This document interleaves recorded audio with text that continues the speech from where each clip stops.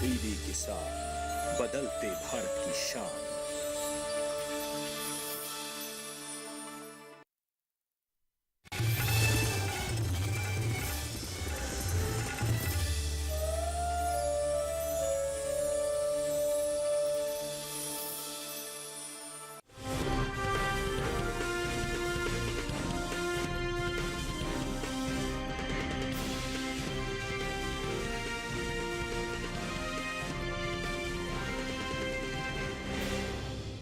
नमस्कार, आप देख रहे हैं दूरदर्शन किसान मंडी खबर में आपका स्वागत है। आपके साथ मैं हूं अंजू सिंह।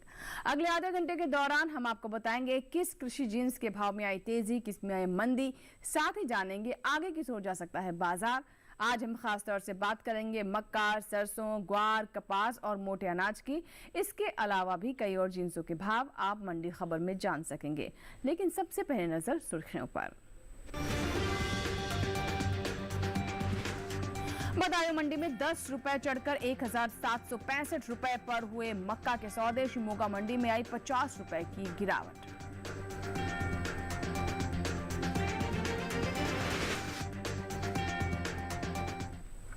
और बुलेटिन की शुरुआत करते हैं मक्का से। चालू खरीफ सीजन में मक्का की बुआई बीते साल से आगे चल रही है। कृषि मंत्रालय की ओर से 25 जुलाई को जारी ताजा आंकड़ों के मुताबिक 63 लाख हेक्टेयर में खरीफ मक्का की खेती हो चुकी है। फिलहाल कृषि उपज मंडियों में मक्का की आवक सामान्य बनी हुई है। भाव की बात करें तो 25 जुलाई को बदायूं मंडी में मक्का के सौदे मजबूती के साथ हुए। कायमगंज मंडी में, अलीगंज और शिमोगा मंडी में इस दौरान मक्का के सौदों में नरमी देखने को मिली, जबकि जंबूसर मंडी में इस दौरान मक्का के भाव में कोई फेरबदल नहीं मिला। मंगलवार को कृषि उपज मंडियों में मक्का की आवक सामान्य रही। भाव पर नजर डालें तो 25 जुलाई को बदायूं मंडी में मक्का के सौदे मजबूती के साथ हुए। कायमगंज, अलीगंज और शिमोगा मंडी में इस दौरान मक्का के सौदों में नरमी देखने को मिली, जबकि जंबूसर मंडी में इस दौरान मक्का के भाव में कोई फेरबदल नहीं मिला। एग्बाक नेट के मुताबिक गुजरात की जंबूसर मंडी में 24 जुलाई को मक्का का भाव था 1800 रुपए। 25 जुलाई को इसके भाव में कोई बदलाव देखने को नहीं मिला और भाव 1800 रुपए पर बना रहा। जबकि कर्नाटक की शिमोगा मंडी में हाइब्रिड मक्का के सौदों में नरमी के साथ कारोबार हुआ। यहाँ 24 जुलाई को मक्का का भाव रहा 2100 रुपए। 25 जुलाई को इसके सौदे 50 रुपए लुढ़क कर 2050 रुपए पर हुए। उत्तर प्रदेश की अलीगंज मंडी में 24 जुलाई को हाइब्रिड मक्का का भाव था 1650 रुपए। 25 जुलाई को इसके सौदे 40 रुपए टूटकर 1610 रुपए पर हुए। राज्य की ही बदायूं मंडी में इस दौरान पीली मक्का के भाव में उठाव देखने को मिला। यहाँ 24 जुलाई को पीली मक्का का भाव रहा 1755 रुपए। 25 जुलाई को इसके सौदे 10 रुपए चढ़कर 1765 रुपए पर हुए। हालांकि कायमगंज मंडी में 24 जुलाई को हाइब्रिड मक्का का भाव रहा 1780 रुपए। 25 जुलाई को इसके भाव में 5 रुपए की गिरावट आई और भाव 1775 रुपए पर आ गया। भारत में मक्का की खेती पूरे साल की जाती है। भारत में चावल और गेहूं के बाद मक्का तीसरी सबसे महत्वपूर्ण अनाज की फसल है। ये देश में कुल अनाज उत्पादन का लगभग 10% है। वहीं बात मक्का की पैदावार की करें तो इस साल मक्का की रिकॉर्ड पैदावार देखने को मिल सकती है।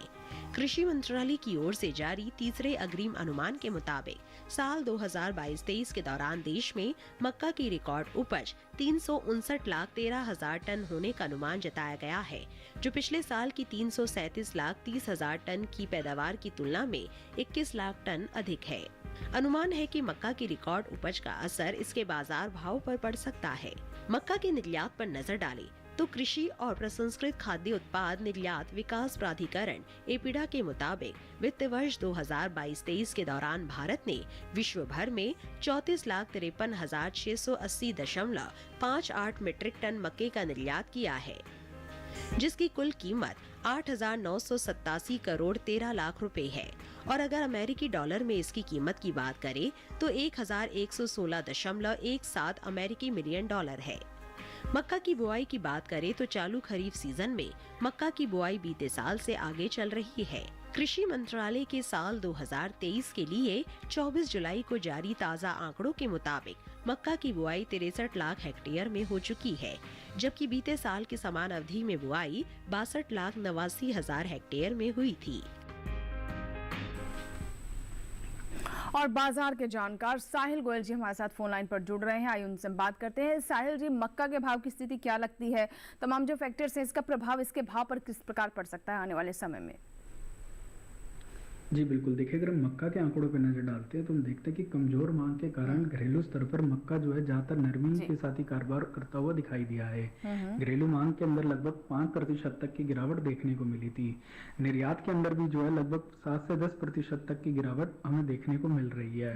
ओवरऑल कमजोर फंडामेंटल्स के कारण लगातार जो है मक्के के अंदर नरमी का रुख जारी है। बिल्कुल, जैसा कि आप बता रहे हैं कि नरमी का रुख मक्के में जारी है, तो ऐसे में किसानों को क्या करना चाहिए? नरमी कब तक जारी रहेगी? किसानों को क्या थोड़ा इंतजार करना चाहिए, या फिर स्थिति और उनके अनुसार, भाव के अनुसार खराब हो सकती है किसानों के लिए? किस तरह की स्ट्रेटेजी उनकी होनी चाहिए? बिल्कुल, किसान भाई बहन मक्के के अंदर बिकवाली करके चल सकते हैं। अगस्त सितंबर के दौरान इसमें एक आंशिक गिरावट हमें देखने को मिलेगी जो 25 से 45 रुपए क्विंटल के बीच में रह सकती है। और अगर आने वाले समय में भी मांग में सुधार नहीं होता है तो ये गिरावट जो है 60 से 80 रुपए क्विंटल तक जा सकती है। बिल्कुल, तो बिल्कुल किसान ध्यान रखें कि किस तरह की स्थिति हो सकती है और उसी को ध्यान में रखते हुए ही आप अपनी योजना बनाएं कि कब मंडियों में जाना है, कब आपको मक्का बेचनी है या फिर रोकना है। फिलहाल रुक करते हैं बाकी की सुर्खियों की ओर। कोटा मंडी में 50 रुपए लुढ़क कर 5100 रुपए पर बिकी सरसों। राजकोट मंडी में 100 रुपए चढ़ा सरसों का भाव। और चालू खरीफ सीजन में पिछड़ी कपास की बुआई। चोटीला मंडी में 7000 रुपए पर हुए कपास के सौदे।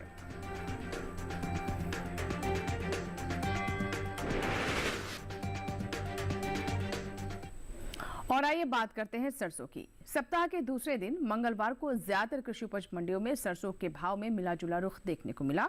जहां राजकोट मंडी में सरसों के सौदे मजबूती के साथ हुए, वहीं गंगापुर सिटी और कोटा मंडी में भाव नरम रहे, जबकि कायमगंज और शिमोगा मंडी में इस दौरान भाव में कोई फेरबदल देखने को नहीं मिला।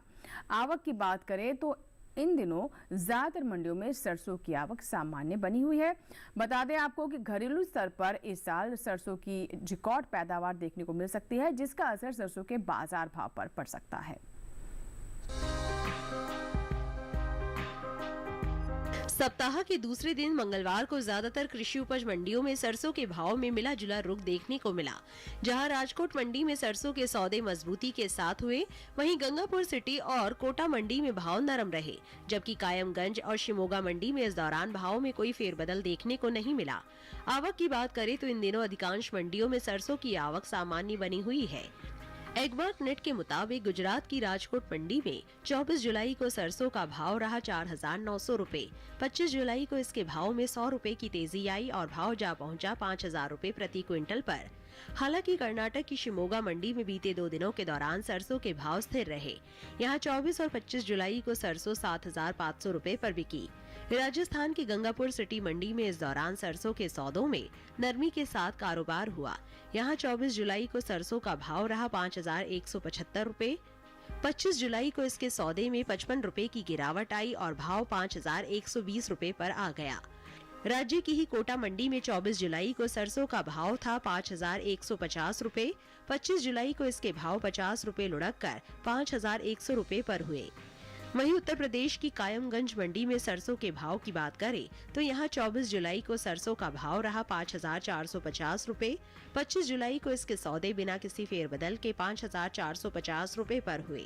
ये साल तिलहनी फसलों की पैदावार के लिए अच्छा साबित हुआ है। मौसम की अनुकूलता का असर तिलहन की पैदावार पर देखने को मिला है। इस साल कुल तिलहन की उपज का रिकॉर्ड टूटने जा रहा है। कृषि मंत्रालय की ओर से जारी दूसरे अग्रिम अनुमान के मुताबिक देश में घरेलू स्तर पर कुल तिलहन की पैदावार रिकॉर्ड स्तर पर पहुंच गई है।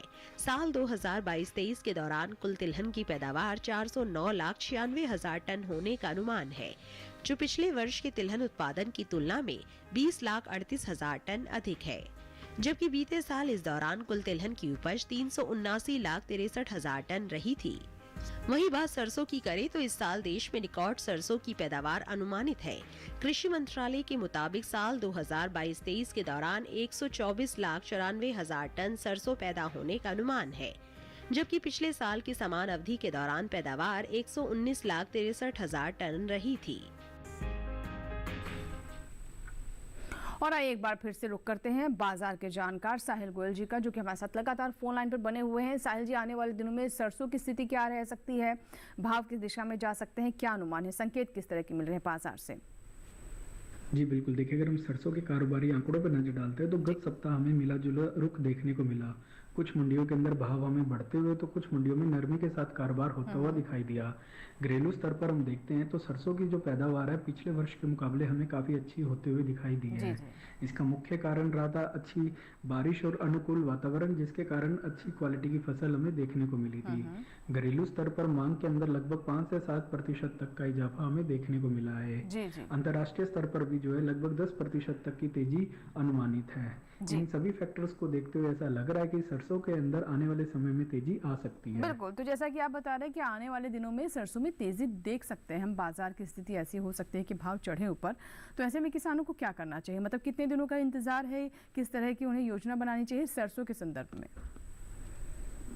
बिल्कुल, किसान भाई बहन सरसों के अंदर तेजी करके चल सकते हैं और किसानों के लिए एक अच्छा फायदे का सौदा भी रहेगा। फिलहाल अगस्त सितंबर के लिए 150 से 200 रुपए क्विंटल तक की तेजी अनुमानित है। और अगर आगे भी मांग में सुधार रहता है तो ये तेजी जो है लगभग 350 से 400 रुपए क्विंटल तक जा सकती है। जी बिल्कुल, तो ये तो बात हुई सरसों की। फिलहाल अब बढ़ते हैं आगे और अब नजर डालते हैं लहसुन के भाव पर। देखते हैं देश की विभिन्न मंडियों में लहसुन के भाव कैसे रहे।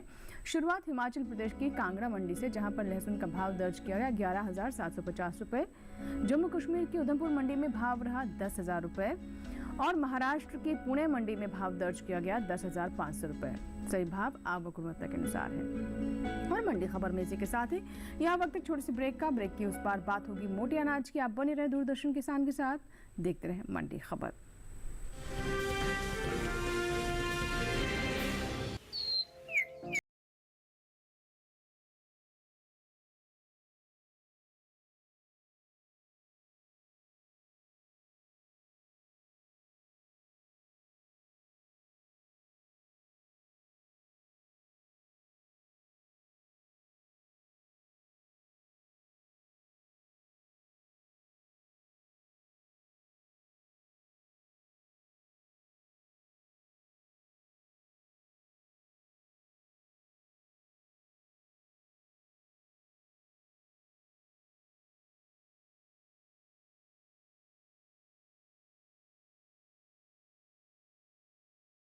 पर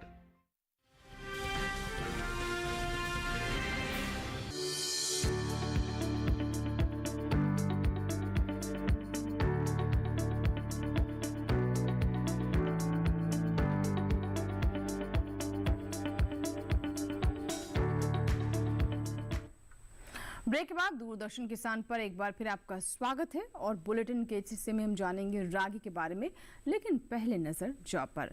कृषि उपज मंडियों में मंगलवार को जौ की आवक सामान्य रही। बात इसके हाजिर भाव की करें तो एग मार्क नेट के अनुसार राजस्थान की जयपुर मंडी में जौ का भाव रहा 1,623 रुपए। राज्य की ही कोटा मंडी में भाव रहा जौ का 1,850 रुपए, यानी 1,850 रुपए पर यहाँ पर जौ बिकी। जबकि उत्तर प्रदेश की मेहरौनी मंडी में जौ के सौदे 2,000 रुपए पर हुए। जौ की उपज की अगर हम बात करें तो इस साल रबी जौ की पैदावार बीते साल के मुकाबले ज्यादा हो सकती है। कृषि मंत्रालय के तीसरे अग्रिम अनुमान के मुताबिक रबी जौ की उपज साल 2022-23 के दौरान 16,87,000 टन होने का अनुमान है, जबकि साल 2021-22 के दौरान रबी जौ की पैदावार 13,71,000 टन रही थी। यानी इस साल रबी जौ की उपज में 3,16,000 टन की बढ़ोतरी देखने को मिल सकती है, जिसका असर जौ के बाजार भाव पर पड़ सकता है। बाजार के जानकार साहिल गोयल जी लगातार हमारे साथ बने हुए हैं। साहिल गोयल जी, जौ के लिए क्या कहना चाहेंगे? साहिल जी, क्या आप मुझे सुन पा रहे हैं? जी बिल्कुल, देखिए अगर हम जौ के कारोबारी आंकड़ों पर नजर डालते हैं तो जौ के जो फंडामेंटल है मजबूत बने हुए हैं। पिछले वर्ष के मुकाबले इस वर्ष हमें अच्छा उत्पादन देखने को मिल रहा है। इसकी मुख्य वजह यही रही थी कि पिछले वर्ष अच्छे मानसून और वेदर कंडीशन के कारण हमें कुछ क्वालिटी की फसल देखने को मिली। अच्छी क्वालिटी की फसल के कारण लगातार बाजार भाव भी जो है सपोर्टिव होते हुए दिखाई दे रहे हैं। घरेलू मांग भी जो है लगभग 5% तक सुधरी है और निर्यात मांग के अंदर भी जो है लगभग 9 से 10% तक के बीच में सुधार आता हुआ दिखाई दिया है। गवर्नमेंट की एमएसपी पॉलिसी का भी लगातार जो है जौ के किसानों को फायदा मिलता हुआ दिख रहा है। सीजनल डिमांड के देखते हुए ऐसा लग रहा है कि आने वाले समय में जौ में तेजी बनी रहेगी। बिल्कुल, जैसे आप बता रहे घरेलू मांग में भी हम इजाफा देख रहे हैं, निर्यात मांग भी अच्छी बनी हुई है, किसानों को क्या करना चाहिए ऐसे में? बिल्कुल, किसान भाई बहन जो के अंदर तेजी करके चल सकते हैं। अगस्त सितंबर के दौरान हो सकता है हमें 70 से 100 रुपए कुंटल तक की तेजी देखने को मिलेगी। जैसे जैसे सीजन आगे बढ़ेगा और मांग में मजबूती देखने को मिलती है तो ये जो तेजी है लगभग 170 से 250 रुपए कुंटल तक जा सकती है। जी, चलिए बढ़ते आगे और अब बात करते हैं बाजरा की। नजर डालते हैं बाजरा के भाव देश की विभिन्न मंडियों में कैसे रहे। शुरुआत गुजरात की दीसा मंडी से, जहां पर बाजरा का भाव रहा 2200 रुपए। पालनपुर मंडी में भाव रहा 2012 रुपए। राजकोट मंडी में भाव दर्ज किया गया 1850 रुपए। आप सभी भाव टेलीविजन स्क्रीन पर देख सकते हैं। आइए बात करते हैं रागी की। इन दिनों ज्यादातर कृषि उपज मंडियों में रागी की आवक सीमित बनी हुई है। मंगलवार को कर्नाटक और तमिलनाडु की मंडियों में ही रागी बिकवाली के लिए पहुंची। भाव की बात करें तो एग मार्कनेट के मुताबिक कर्नाटक की शिमोगा मंडी में मंगलवार को लाल रागी का भाव रहा 3200 रुपए। वहीं राज्य की ही हड़प्पाहल्ली मंडी में लोकल रागी 2900 रुपए पर बिकी, जबकि तमिलनाडु की मालूरपेट मंडी में इस दौरान रागी के सौदे 2739 रुपए पर हुए। देख सकते हैं आप रागी की उपज पर अगर हम नजर डालें तो इस साल खरीफ रागी की पैदावार बीते साल के मुकाबले कम हो सकती है। कृषि मंत्रालय के तीसरे अग्रिम अनुमान के मुताबिक खरीफ रागी की उपज साल 2022-23 के दौरान 15,97,000 टन होने का अनुमान है, जबकि साल 2021-22 के दौरान खरीफ रागी की पैदावार 17,01,000 टन रही थी। यानी इस साल रागी की उपज में 1,04,000 टन की कमी देखने को मिल सकती है, जिसका असर रागी के बाजार भाव पर पड़ सकता है। वहीं बात रागी की बुआई की करें तो चालू खरीफ सीजन में रागी की बुआई बीते साल से आगे चल रही है। कृषि मंत्रालय के साल 2023 के लिए 25 जुलाई को जारी ताजा आंकड़ों के अनुसार रागी की बुआई 1,69,000 हेक्टेयर में हो चुकी है, जबकि बीते साल की समान अवधि के दौरान 1,67,000 हेक्टेयर में हुई थी।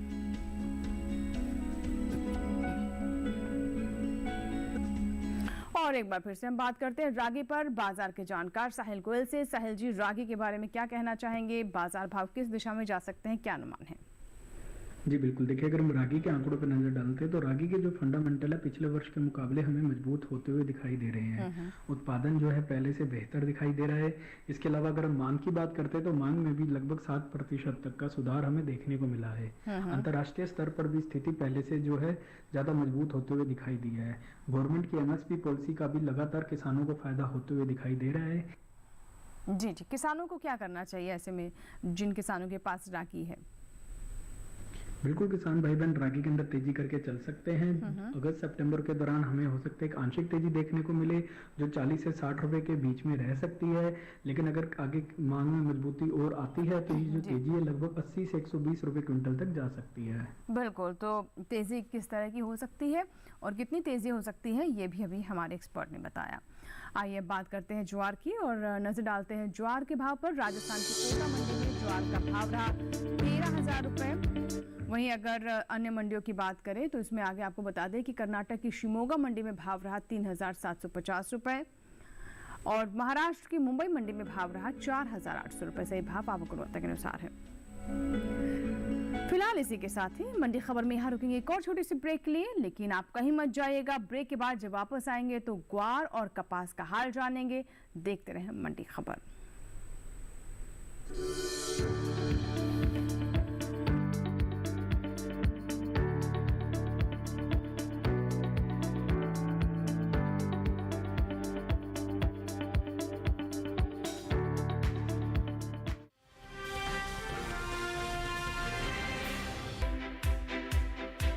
हर दिन एक नया गांव। आज कोलपुर गांव से बात कर रहे हैं। तो मौजूद है जिला टिहरी गढ़वाल में। पाकिस्तान के बिल्कुल बॉर्डर से आज की चर्चा दिखा रहे हैं। एक नई चौपाल। चौपाल पर लेकर चलेंगे। हम चौपाल चर्चा में पहुंच गए हैं। और एक नई चर्चा किसान क्रेडिट कार्ड योजना के बारे में। मत्स्य पालन पर बात करने वाले हैं। किसान खुद गिनाएंगे योजनाओं के फायदे। पहले के मुकाबले खेती में आमदनी बढ़ी कि नहीं बढ़ी? पहले के मुकाबले आमदनी दुगुनी तिगुनी हो गई। प्रधानमंत्री किसान सम्मान निधि योजना से लाभ मिल रहा है। इसे बहुत लाभ मिल रहा है। कि प्रधानमंत्री जी की ये जो बनाई हुई योजना है ये कैसी है? किसानों के लिए बहुत फायदेमंद है। मैं भी खुश हूँ। देखिए चौपाल चर्चा सोमवार से शुक्रवार सुबह 9 बजे।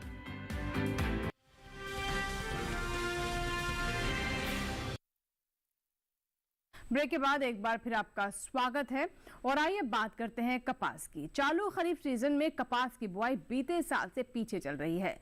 कृषि मंत्रालय के साल 2023 के लिए 25 जुलाई को जारी ताजा आंकड़ों के मुताबिक कपास की बुआई 109,69,000 हेक्टेयर में हो चुकी है, जबकि बीते साल की समान अवधि के दौरान बुआई 109,99,000 हेक्टेयर में हुई थी। फिलहाल कृषि उपज मंडियों में इन दिनों कपास की आवक सामान्य बनी हुई है। भाव की बात करें तो एगमार्कनेट के मुताबिक मंगलवार को गुजरात की राजकोट मंडी में कपास का भाव रहा 7,155 रुपए, जसदन मंडी में भाव रहा 6,980 रुपए, चोटिला मंडी में कपास 7,000 रुपए पर बिकी, जबकि राज्य की ही धरोल मंडी में इस दौरान कपास के सौदे 5,795 रुपए पर हुए। बात कपास की पैदावार की करें तो चालू घरेलू स्तर पर इस देश में इस साल कपास की उपज में बढ़त देखने को मिल सकती है। साल 2022-23 के दौरान कपास की पैदावार में 32 लाख गांठ की बढ़ोतरी दर्ज की जा सकती है, जिसका असर कपास के बाजार भाव पर पड़ सकता है। कृषि मंत्रालय के तीसरे अग्रिम अनुमान के मुताबिक कपास की उपज साल 2022-23 के दौरान 3,43,47,000 गांठ होने का अनुमान है, जबकि बीते साल की समान अवधि के दौरान उपज 3,11,18,000 गांठ रही थी। साहिल गोयल जी से बात करते हैं कपास पर। साहिल जी, कपास की स्थिति क्या रह सकती है? जो तमाम बातें हमने अभी बताई अपने दर्शकों को, इसका प्रभाव किस तरह से देखने को मिल सकता है भाव पर? जी बिल्कुल, देखिए अगर हम कपास के आंकड़ों पर नजर डालते हैं तो कपास के जो फंडामेंटल है मजबूत बने हुए हैं। घरेलू स्तर पर जो उत्पादन है पिछले वर्ष की अपेक्षा अच्छा होता हुआ दिखाई दे रहा है। इसके अलावा अगर हम घरेलू मांग की भी बात करते हैं तो उसमें भी लगभग 7 से 10% तक की वृद्धि हमें देखने को मिल रही है। यही स्थिति अगर हम अंतर्राष्ट्रीय स्तर पर देखते हैं तो वहां पे भी 15% तक का हमें सुधार होता हुआ दिखाई दे रहा है। इस वर्ष जो है जिस तरीके से ओलावृष्टि और मानसून हुआ है, कपास की जो उत्पादन है उसमें भी लगभग 15% तक की कमी हो सकती है। इन सभी फैक्टर्स को देखते हुए ऐसा लग रहा है कि कपास के अंदर तेजी जारी रहेगी। बिल्कुल, तेजी जारी रहेगी तो किसानों को क्या करना चाहिए साहिल जी ऐसे में? बिल्कुल, किसान भाई बहन जो है कपास के अंदर तेजी करके चल सकते हैं। अगस्त सितंबर के दौरान हमें 350 रुपए क्विंटल तक की तेजी देखने को मिल सकती है। जैसे जैसे सीजन आगे बढ़ेगा ये तेजी जो है 450 से 500 रुपए क्विंटल तक आ सकती है। जी चलिए, तो ये तो बात हुई कि कपास की स्थिति क्या रही और किस तरीके से हमारे किसान ज़्यादा लाभ ले सकते हैं, बाजार की स्थिति क्या है, इसके बारे में भी साहिल जी बता रहे हैं। आइए बात करते हैं ग्वार की, देखते हैं ग्वार की स्थिति क्या रही। कृषि उपज मंडियों में इन दिनों ग्वार की आवक फिलहाल सीमित बनी हुई है। 25 जुलाई को गुजरात की मंडियों में ग्वार बिकवाली के लिए पहुंची। भाव की बात करें तो एगमार्कनेट के मुताबिक गुजरात की मोरबी मंडी में ग्वार का भाव रहा 5,600 रुपए, हलवद मंडी में भाव रहा 5,750 रुपए। वहीं अगर हम दीसा मंडी की बात करें तो यहाँ पर हलवद मंडी की हम पहले बात कर लेते हैं। 5,750 रुपए यहाँ पर भाव दर्ज किए गए। गुजरात की दीसा मंडी में आप देख रहे हैं भाव रहे 5,550 रुपए। वहीं अगर सिद्धपुर मंडी की बात करें तो गुजरात के सिद्धपुर मंडी में 5,350 रुपए भाव दर्ज किए गए। ग्वार गम के निर्यात में नजर डालें तो भारत विश्व स्तर पर ग्वार गम का प्रमुख निर्यातक देश है। देश बड़ी मात्रा में दूसरे देशों को ग्वार उत्पादों का विभिन्न रूप में निर्यात करता है। भारत हर साल कुल ग्वार गम की उपज का करीब 90% निर्यात कर देता है। वहीं ग्वार गम के निर्यात पर नजर डालें तो एपिडा के मुताबिक साल 2023-24 में अप्रैल से मई महीने के दौरान ग्वार गम के निर्यात में कुछ कमी देखने को मिली है। बीते 2 महीने के दौरान ग्वार गम का निर्यात 65,000 टन के पार पहुंच गया है, जबकि बीते साल इस दौरान ग्वार गम का निर्यात 66,867 टन हुआ था। बता दें कि भारत में ग्वार गम की खेती राजस्थान, गुजरात, हरियाणा, पंजाब, उत्तर प्रदेश, मध्य प्रदेश, तमिलनाडु, महाराष्ट्र, कर्नाटक, आंध्र प्रदेश में प्रमुख रूप से की जाती है।